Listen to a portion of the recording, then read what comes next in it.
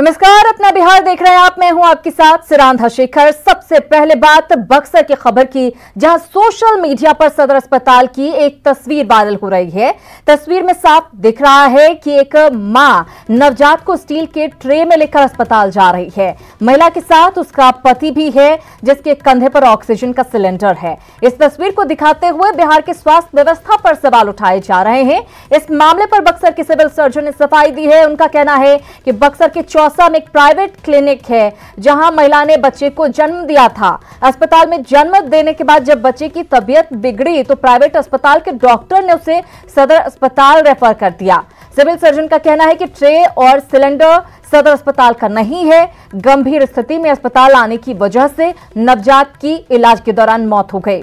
अस्पताल में लापरवाही की तस्वीर सोशल मीडिया पर वायरल होने के बाद सिविल सर्जन ने जांच के आदेश दे दिए हैं। पीड़ित परिवार राजपुर के सखुआना गांव का निवासी है। तस्वीर आपके सामने जो लगातार वायरल हो रही है। सिलेंडर की बात है, वो सिलेंडर जो है सरकारी अस्पताल का है ही नहीं। वैसा छोटा सिलेंडर अस्पताल में किसी जगह अवेलेबल ही नहीं होता है। इसलिए बिल्कुल मामला लगता है कि ये किसी प्राइवेट नर्सिंग होम वाले ने अपने यहाँ डिलीवरी का करके रोगी को जो है यहाँ भेज दिया और सदर अस्पताल को बदनाम करने के लिए। हम लोग अब ये सब जब हो जाता है तो इलीगल क्लिनिक के में कुछ जांच करने की हम लोग कोशिश करेंगे।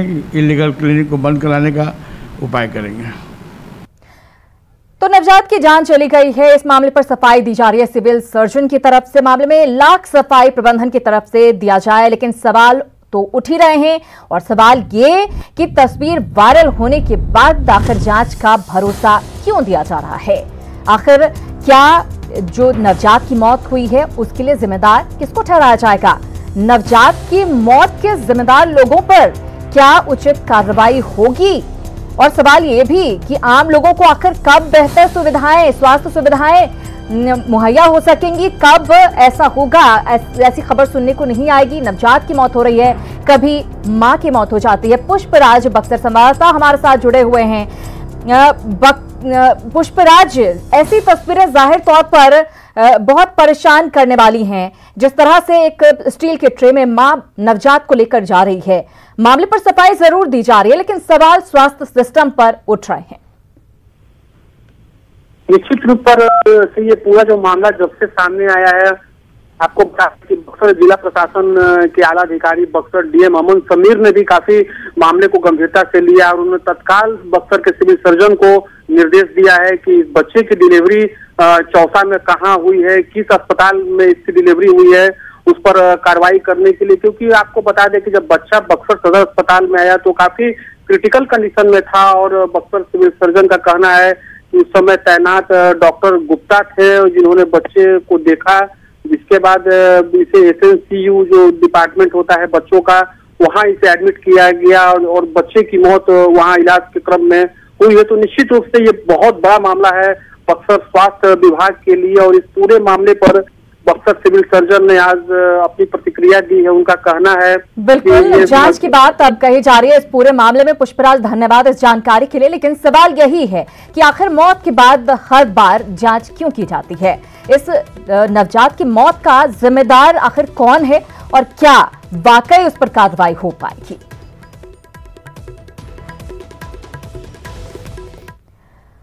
और बुलेटिन में बात एक और बड़ी खबर की। सासाराम में गैस एजेंसी के कर्मचारी को गोली मारी गई है। गोली मारकर 3,26,000 रुपए लूट लिए गए हैं। तो सासाराम में गैस एजेंसी के कर्मचारी को गोली मारी गई है। गोली मारकर 3,26,000 रुपए लूट लिए गए हैं। बाइक सवार अपराधियों ने इस वारदात को अंजाम दिया है। हम आपको बता दें, घायल कर्मचारी फिलहाल इलाज के लिए अस्पताल में भर्ती कराया गया है। मुफस्सिल थाने के लालगंज में इस वारदात को अंजाम दिया गया है। अपराधियों के हौसले बुलंद हैं और लगातार इस तरह की घटनाएं सामने आ रही हैं और ये जो घटना अंजाम दी गई है वो सासाराम में दी गई है। उधर राजस्थान में सियासी उठापटक के खिलाफ पटना में कांग्रेस बिहार के नेताओं ने मार्च निकाला। इस दौरान सोशल डिस्टेंसिंग की जमकर धज्जियां उड़ाई गई। इसका जायजा लिया है न्यूज़ 18 संवाददाता रवि एस नारायण ने। कांग्रेस ने आज राजभवन मार्च निकाला है और यहाँ पे आपको देखते हैं कि सोशल डिस्टेंसिंग की बात की जाती है, लेकिन सोशल डिस्टेंसिंग की किस तरह से धज्जियाँ निकाली जा रही हैं वो ज़रा देखिए कि कांग्रेस के तमाम जो नेता हैं वो जो बात होती है कि 2 फीट की दूरी पर अगर आप रहें तो, लेकिन वो सोशल डिस्टेंसिंग का पालन कैसे हो रहा है और कैसे यहाँ पे मार्च के नाम पर धज्जियाँ उड़ाई जा रही हैं, उसका सीधा उदाहरण जो है वो आप यहाँ पे देख पा रहे हैं। और ये एक बात है कि मार्च अब निकाल रहे हों, विरोध प्रदर्शन कर रहे हो, लेकिन कोरोना का कहर जिस ढंग से बिहार में हुआ है और जितना विस्फोट इन दिनों है उसको देखते हुए एक बड़ी लापरवाही कही जा सकती है यहाँ पे कांग्रेस के नेताओं के द्वारा। और जी कहा जा रहा है कि सोशल डिस्टेंसिंग का पालन आप लोग नहीं कर रहे हैं। नहीं वो सोशल डिस्टेंस देखिए, सब दूर दूर खड़े हैं, कुछ चले आते हैं बीच में, दूर दूर फैले। लेकिन सोशल डिस्टेंसिंग का आप नहीं पालन करेंगे तो कौन करेगा? नहीं हम करेंगे, हम अभी तुरंत अभी आए हैं, सब हम कर लेते हैं। क्या कर रही थी? देखिए यहाँ पे कह रहे हैं कि करेंगे, लेकिन हकीकत जो है वो आपके सामने दिखाई पड़ रही है और ये एक मार्च के नाम पे कहा जा सकता है कि एक बड़ी लापरवाही सामने दिखाई पड़ रही है। कैमरा पर्सन सुबोध के साथ रवि एस नारायण, न्यूज़ 18 पटना। तो सियासतदान अपनी सियासत कर रहे हैं कोरोना के खतरे को भूलकर। इधर बिहार में पटना एम्स में कोरोना मरीजों के लिए सबसे ज्यादा बेड है, लेकिन इसके बावजूद आरोप लगते रहे हैं कि यहां पर मरीजों को भर्ती नहीं लिया जा रहा है। इस आरोप पर अस्पताल के nodal officer doctor Sanjeev Kumar ने सफाई दी है और कहा है कि जिन मरीजों को डॉक्टर रेफर करते हैं उन्हें ही यहां पर भर्ती किया जाता है। देखिए, हमारा अस्पताल जो है ये पूरी तरह से कोविड ट्रीटमेंट के लिए समर्पित है। हम लोगों ने अभी अपनी सारी जो सर्विसेज हैं, चाहे वो इमरजेंसी हो, चाहे वो ऑपरेशंस हो, सब बंद कर रखे हैं सिर्फ कोविड के मरीजों के इलाज के लिए। तो जब से ये कोविड अस्पताल घोषित हुआ है, इसमें सिर्फ पॉजिटिव मरीज, जो पॉजिटिव मरीज होंगे कोरोना के, उन्हीं को हम भर्ती करते हैं या उनका इलाज करते हैं। तो आम जनता के लिए भी मैं ये बता दूं कि अगर वो कहीं से पॉजिटिव हुए हैं तो अपने निकट के अस्पताल में दिखाएं और वहाँ अगर डॉक्टर समझते हैं कि वो सिम्टोमेटिक है तो वो रेफ़र करेंगे एम्स में। मकसद की 2 चीज़ें आपके पास होनी ज़रूरी है, एक पॉजिटिव का रिजल्ट, चाहे वो रैपिड एंटीजन हो या RT-PCR हो, और दूसरा निकट के सरकारी अस्पताल से के डॉक्टर का दिखाया हुआ और उनके द्वारा रेफर किया हुआ। तो लगातार ये शिकायतें मिल रही थी कि मरीजों को भर्ती नहीं लिया जा रहा है एम्स में, उसी पर एम्स की तरफ से सफाई पेश की गई है। इधर कोरोना पॉजिटिव मरीजों का इलाज अस्पताल के साथ साथ घर पर भी हो रहा है। मरीजों के इलाज में कोई दिक्कत ना हो, इसके लिए नवादा में कॉल सेंटर बनाया गया है। इस कॉल सेंटर का जायजा लिया है न्यूज़ 18 संवाददाता अनिल विशाल। कोरोना के बढ़ते मरीज को देखते हुए अब कोरोना के पॉजिटिव मरीज को उन्हें होम आइसोलेट करने की व्यवस्था की गई है, मगर इस दौरान अगर उन मरीजों की अगर स्थिति बिगड़ती है तो वैसे मरीजों की हाल लेने के लिए नवादा सदर अस्पताल में एक कॉल सेंटर का निर्माण किया गया है, जहां वैसे पॉजिटिव मरीजों का एक प्रॉपर लिस्टिंग किया गया है और उनका रिकॉर्ड रखते हुए फ़ोन नंबर के साथ उन्हें दिन में 4 बार फ़ोन किया जा रहा है। इस वक्त हम मौजूद हैं नवादा DHS सोसाइटी में, जहां पे आप देख सकते हैं एक कॉल सेंटर का निर्माण किया गया है, जहां पे एक ऑपरेटर हैं जो शिफ्ट में बैठते हैं और वैसे पॉजिटिव मरीजों का कॉन्टैक्ट नंबर पे उनका हाल लेते हैं। हम बात करें नवादा की, तो नवादा में होम आइसोलेशन में मरीजों की ठीक होने की संख्या में ज़बरदस्त इजाफा हुआ है और अभी फ़िलहाल ज़िले में लगभग 100 से ऊपर मरीज अभी होम आइसोलेट में रह रहे हैं। तो कहीं ना कहीं यह व्यवस्था जो सदर अस्पताल के द्वारा किया गया वो कहीं ना कहीं लोगों के लिए लाभदायक साबित हो रहा है। अनिल विशाल, न्यूज़ 18 नवादा। और बिहार में कोरोना मरीजों की बढ़ती संख्या और अस्पतालों पर बढ़ते दबाव को देखते हुए DRDO ने बड़ी पहल की है। DRDO ने बिहार सरकार को 500 बेड का अस्पताल बनाने का प्रस्ताव दिया है। DRDO की 2 सदस्यीय टीम पटना पहुंची और उन संभावित जगहों का जायजा लिया जहां अस्पताल बनाया जा सकता है, जिसमें से एक वेटनरी ग्राउंड भी है। संवाददाता आनंद अमृतराज की ये रिपोर्ट देखिए। बिहार में कोरोना के बढ़ते हुए मरीजों को देखते हुए DRDO ने बड़ी पहल की है और बिहार सरकार से संपर्क साधकर उनसे आग्रह किया है कि कोई ऐसी ज़मीन मुहैया कराई जाए जहां पे वो 500 बेड का अस्पताल बना सकें, जहां पे कोरोना संक्रमण से जूझ रहे मरीजों का इलाज किया जाएगा। DRDO की 2 सदस्यीय टीम पटना पहुंची थी और उसने पटना के वेटनरी कॉलेज ग्राउंड के साथ साथ ESI हॉस्पिटल बिहटा का भी निरीक्षण किया, साथ ही सेना और रेलवे के भी कुछ जगहों को देखा है।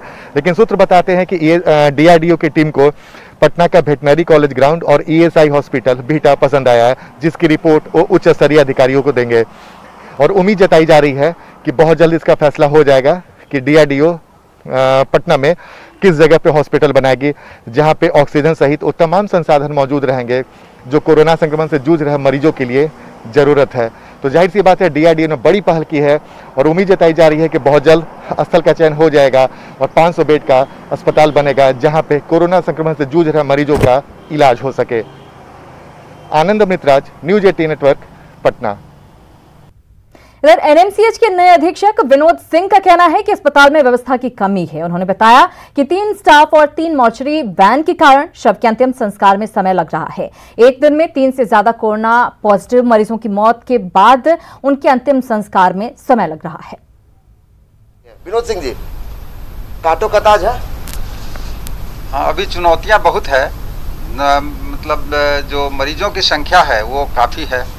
दूसरा है कि जो हमारे पास जो संसाधन है जिससे कि हम मरीजों को इलाज कर सकते हैं उसमें थोड़ी बड़ी कमी है जिसको दूर करने की हम पुरजोर कोशिश कर रहे हैं। और कभी कभी ऐसा होता है कि हमारे पास जो डेड बॉडी है उसके डिस्पोजल में ज़रूर कुछ डिले हुआ है।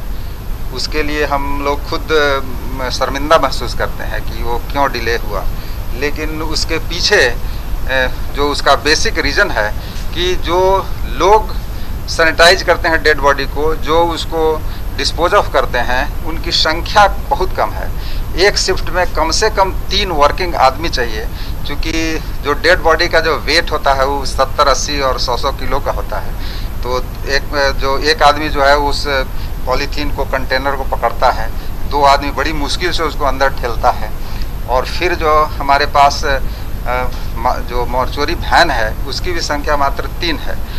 तो एक बार जब वो डेड बॉडी लेकर जाता है श्मशान घाट उसके संस्कार के लिए, तो अंतिम संस्कार के लिए, तो उसमें भी काफ़ी समय लग जाता है। अगर हम उसको 10 बजे दिन में भेजते हैं तो वो 5-6 बजे तक आता है, कारण कि वहाँ श्मशान घाट में भी जो है लंबी कतार होती है, उनके पहले भी लोग लगे हुए रहते हैं। तो 3 वैन हमारे लिए जो है वो पूरा नहीं है।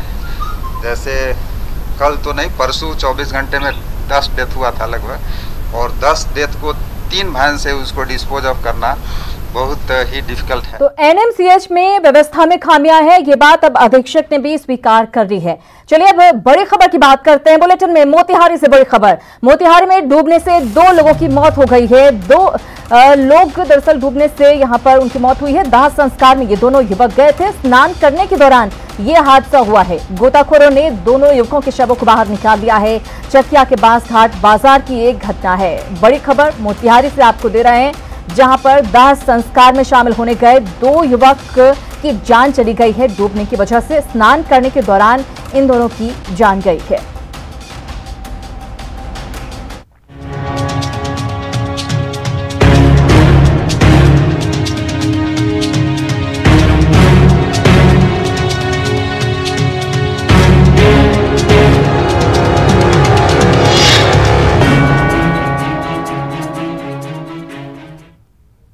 तो मुश्किलें बाढ़ ने बढ़ा रखी हैं बिहार की। कोरोना के साथ साथ बिहार के 11 जिलों में बाढ़ से मुश्किलें काफी बढ़ी हुई हैं। दरभंगा में स्थिति सबसे अधिक भयावह है। हम आपको तस्वीरें भी दिखाते हैं किस तरह के हालात वहां पर बने हुए हैं। आपके सामने ये 2 तस्वीरें दरभंगा और उसके आसपास के इलाकों की तस्वीरें। पहली तस्वीर केवटी प्रखंड के डुंगरी और गुठली के बीच बड़ेला चौर के सीमा बांध की है, जहां पर 10 फीट तक ये बांध टूट गया है। बांध टूटने से करीब आधा दर्जन गांव जलमग्न हो गए हैं।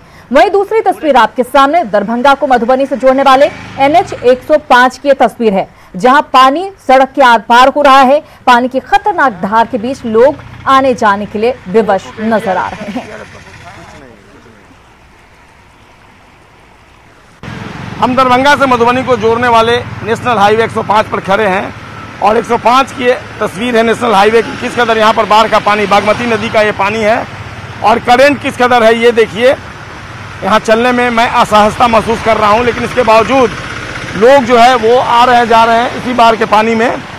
और लोग बता रहे हैं कि तकरीबन यहाँ प्रतिदिन 10,000 से अधिक गाड़ियाँ जो हैं वो पार करती हैं इस सड़क में।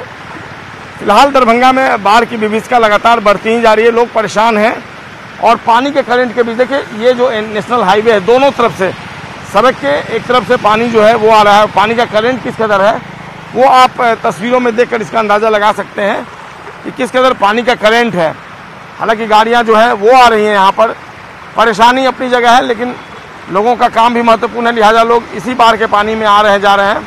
हालांकि जिला प्रशासन की तरफ से यहाँ एहतियात की कमी दिख रही है, कोई प्रिकॉशन लेना चाहिए था जो फिलहाल नहीं दिख रहा है, और ऐसे में लोग अपना जान जोखिम में डालकर आ रहे हैं। फिलहाल जो लोग आ रहे हैं देखिए गाड़ियों की स्पीड जो है वो धीमी है और काफ़ी परेशानी है। ये नेशनल हाईवे है जो दरभंगा को जयनगर से जोड़ता है। जो लोग आ रहे हैं आप देखिए कितनी परेशानी हो रही है यहाँ पर। जो लोग हैं उनसे हम बात करते हैं। पानी में करंट बहुत अधिक है।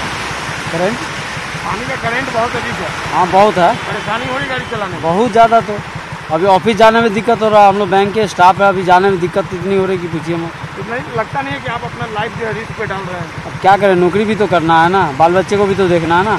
अमित जी हैं, बैंक एम्प्लॉय हैं, बता रहे हैं कि करंट बहुत अधिक है, लेकिन जाहिर सी बात है जाना भी मजबूरी है, काम करना भी जरूरी है चूँकि फैमिली है। और आप देखिए निश्चित तौर पर यहाँ पर एहतियात बरतना चाहिए था, प्रशासन की तरफ से भी यहाँ डिप्लॉयमेंट होना चाहिए था, लेकिन एक कमी दिख रही है। जिस सड़क पर प्रतिदिन 10,000 गाड़ियाँ चलती हों, इतना अधिक करंट है, वहाँ पर एहतियात प्रशासन को भी बरतना चाहिए था, लेकिन फिलहाल इसकी कमी दिख रही है दरभंगा में। कैमरा पर्सन मनोज के साथ संजय कुमार, न्यूज़ 18 दरभंगा। दरभंगा के बाद बात खगड़िया की कर लेते हैं। यहां से भी बर्बादी की तस्वीरें सामने आ रही हैं। खगड़िया में कोसी, बूढ़ी गंडक और बागमती खतरे के निशान से ऊपर बह रही हैं। वहीं गंगा के जलस्तर में भी वृद्धि जारी है। जलस्तर बढ़ने से खगड़िया के 27 पंचायत के 70,000 से अधिक की आबादी बाढ़ से प्रभावित है। सैकड़ों एकड़ में लगी मक्के की फसल बर्बाद हो चुकी है, जिसका उपयोग अब किसान पशु चारे के रूप में कर रहे हैं। खगड़िया के अलौली में नाव के सहारे मक्के की फसल को काट कर ला रहे किसानों से बातचीत की न्यूज़ 18 संवाददाता दिग्विजय ने। खगड़िया में मक्का किसानों को हर साल काफ़ी परेशानियों का सामना करना पड़ता है, कभी बाढ़ तो कभी सुखाड़। हम इस समय खड़े हैं, ये दिखाने का कोशिश कर रहे हैं कि इस बार फिर बाढ़ ने काफ़ी तबाही मचाई है और जो मक्का फसल लगा हुआ था वो जो सैकड़ों एकड़ में वो काफ़ी डूब चुका है। चीज़ हमारे साथ कुछ किसान हैं, उनसे हम बात करने की कोशिश करते हैं। क्या यहाँ से आ रहे हैं और क्या परेशानी है? सर यहाँ पे ला से घास लाता है, कोई उपाय नहीं है, कभी कल्ला मिलता नहीं, भर दिन हम रह जाता है खेतों में, तो कोई ला आता है उस पर लाद करते अपने माल से ले जाता है, उसको कुट्टी काटते भूसे मिलाते, कुछ आधु पेट खिलाते, रास्ता वो पानी से पूरा डूबा है। खेत से ला रहे हैं, यहाँ पे जो है पूरा फ्लड हो गया है सर। यहाँ पे मक्का 10-12 बीघा हम लोग लगाए थे और धान भी लगाए थे, पूरा फसल नष्ट हो गया है। किसी तरह सोच रहे हैं कि मवेशी को जो है काट के लाएं। सुबह जाते हैं, शाम में 1 बजा होता है, ला करके फिर मवेशी को देते हैं। किसी तरह हम लोग यही पर कृषि पर ही डिपेंड आदमी है कि सोचते हैं किसी तरह अगर हो जाता तो बाल बच्चा अच्छा से पढ़ता लिखता, लेकिन अब की बार तो भी सरकार से कोई उम्मीद है? सरकार अगर मुआवजा दे तो, लेकिन मिलने वाला तो नहीं है। जिस तरह से ये जो मक्का किसान हैं उनकी परेशानी आपने सुनी है और उनका साफ तौर पे कहना है कि जो इस बार भी वो मक्का का फसल किए थे, लेकिन बाढ़ के कारण पूरा फसल क्षति हो चुका है। ऐसे में सरकार से ये राहत की उम्मीद लगाए बैठे हैं। दिग्विजय कुमार, न्यूज़ 18 खगड़िया। तो खगड़िया के लोगों को सरकार से मदद की आस से देखना होगा, इनका इंतजार कब खत्म होता है। बुलेटिन में खबरों का सफर जारी है, आगे देखिए बाढ़ में बारिश का सितम।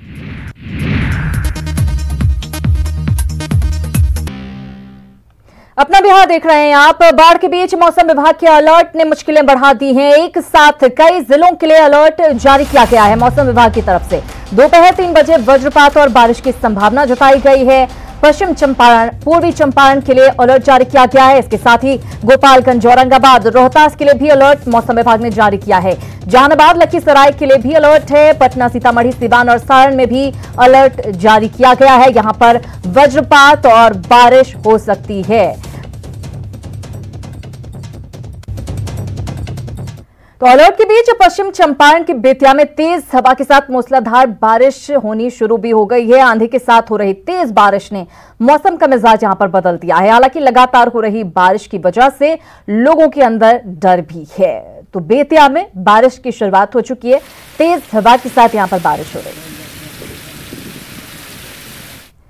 अब बात राफेल विमान की। राफेल फाइटर विमान आज फ्रांस से भारत के लिए रवाना हो गया है। पहली खेप में कुल 5 राफेल भारत के लिए रवाना हुए हैं।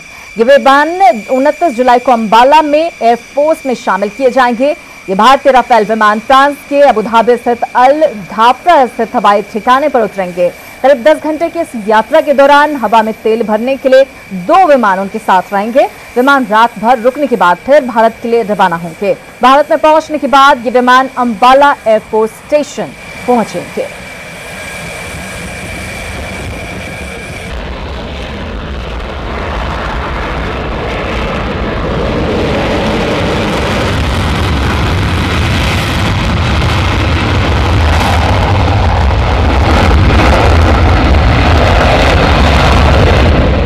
और इसी के साथ अपना बिहार में फिलहाल इतना ही, लेकिन कुछ ही देर में देखिए जोहार झारखंड।